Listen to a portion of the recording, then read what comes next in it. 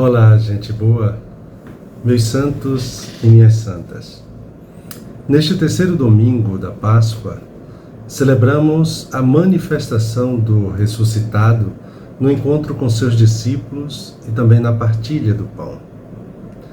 Hoje, também ele se manifestou vivo entre nós, ele caminha conosco, educa-nos com a sua palavra e se revela no partir do pão. O pão partido compreende não só o gesto eucarístico, mas também a entrega da vida continuada na comunhão fraterna no dia a dia. Celebramos a Páscoa de Jesus, que acontece na vida das pessoas e grupos que promovem a partilha e a solidariedade e cultivam uma relação nova e fraterna no ambiente em que vivem. Jesus caminha conosco. Ele nos ouve, nos ensina, nos desafia, nos desacomoda e nos ajuda a superar as situações de desânimo e de desesperança.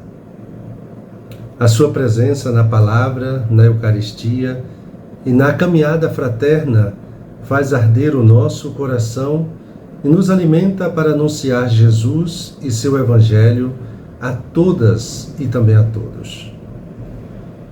No Evangelho de hoje, Lucas liga o nosso reconhecimento do Senhor ressuscitado com a experiência dos discípulos históricos, Pedro e os outros. A história acontece em Jerusalém, que também é o cenário do início do Evangelho de Lucas.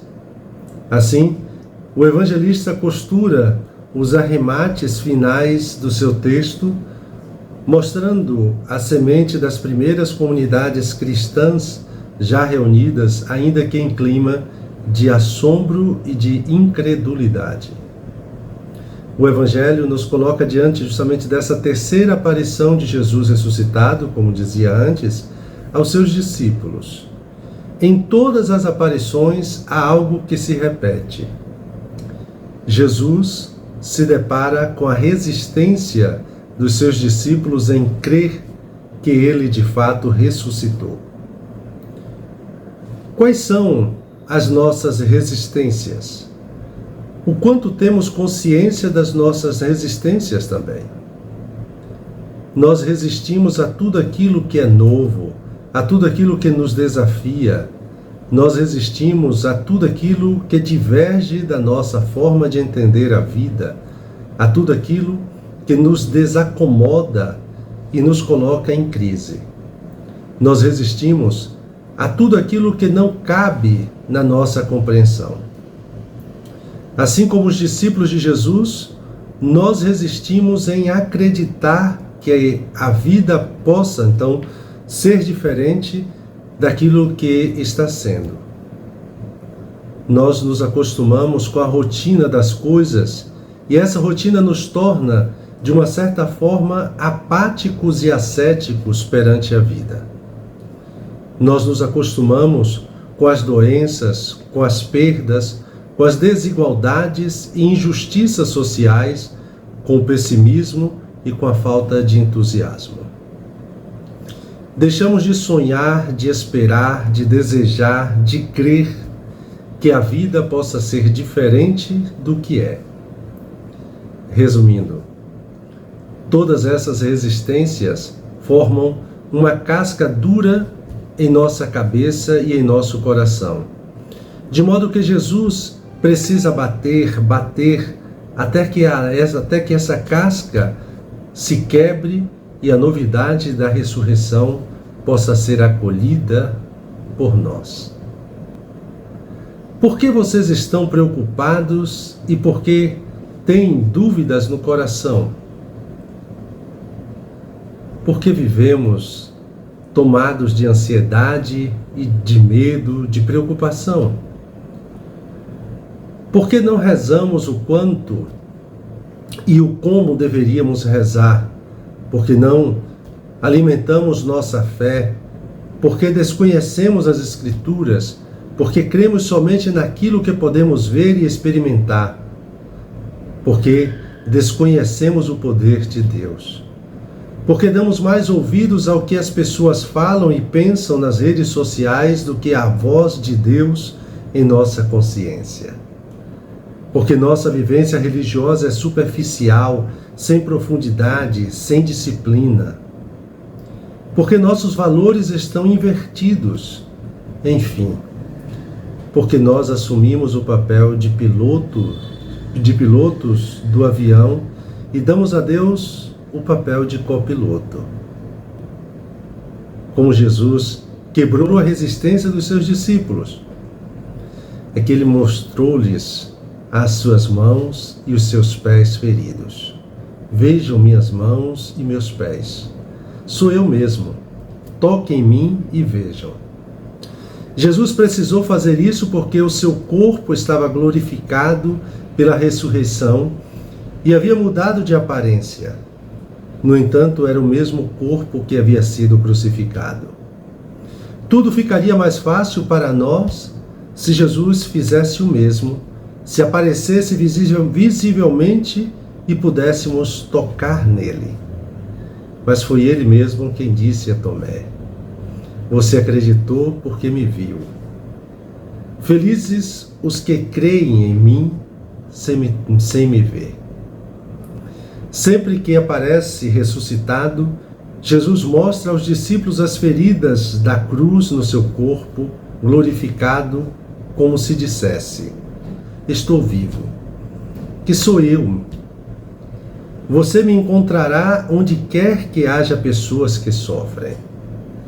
Não fuja de mim em nenhum desses encontros. Não tenha medo. Não seja incrédulo, mas tenha fé.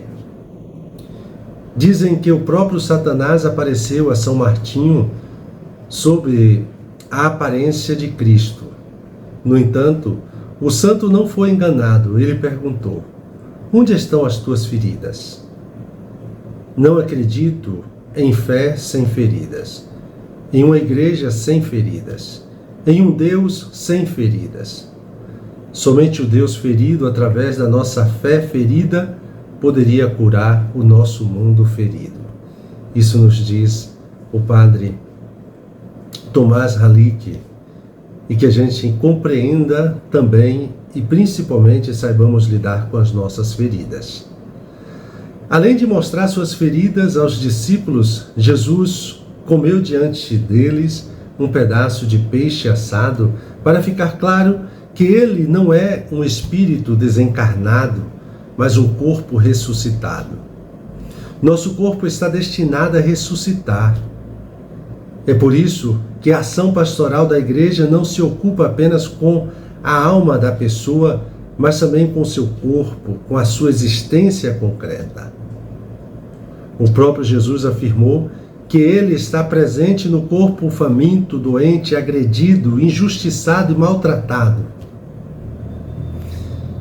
Enfim, depois de comer o peixe, Jesus abriu a inteligência dos discípulos para entenderem as Escrituras.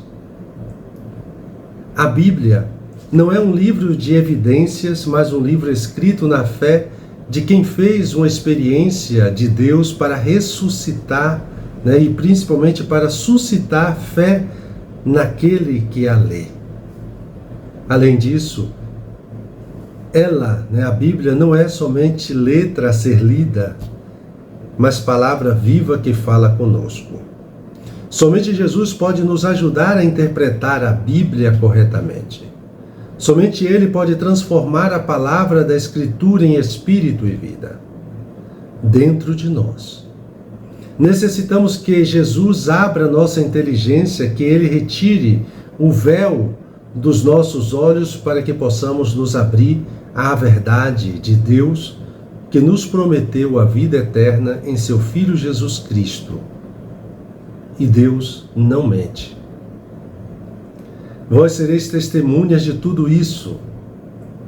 O nosso testemunho é necessário porque a tarefa de Jesus, ou seja, de salvar a humanidade, não terminou na cruz. Ela continua na história da igreja. Nossa tarefa é dar testemunho de que Jesus está vivo dentro de nós e que a conversão, a mudança de mentalidade não só é possível, como também necessária para a salvação. Nossa tarefa é dar testemunho do Evangelho, força de Deus para a salvação de todo aquele que crê. O que significa nos esforçar em viver segundo o Evangelho. Nossa tarefa é dar esperança para aqueles que se sentem condenados em seus próprios pecados, anunciando-lhes que temos junto do Pai um defensor, Jesus Cristo, o justo. Ele é a vítima de expiação pelos nossos pecados, e não só pelos nossos, mas também pelos pecados do mundo inteiro. Aquele que foi ferido na cruz pode curar as feridas que o pecado abriu em nós e em nosso mundo. Aquele que ressuscitou pode abrir os nossos túmulos e nos dar vida nova. É assim. Hoje, nós podemos continuar a tocar Jesus espiritualmente, por meio da palavra, do amor fraterno, do memorial da ceia. E permanece em nós o chamado para testemunhar essa experiência de amor no modelo que Jesus deixou. Ele tornou-se próximo de nós. Devemos fazer-nos próximos dos irmãos e das irmãs.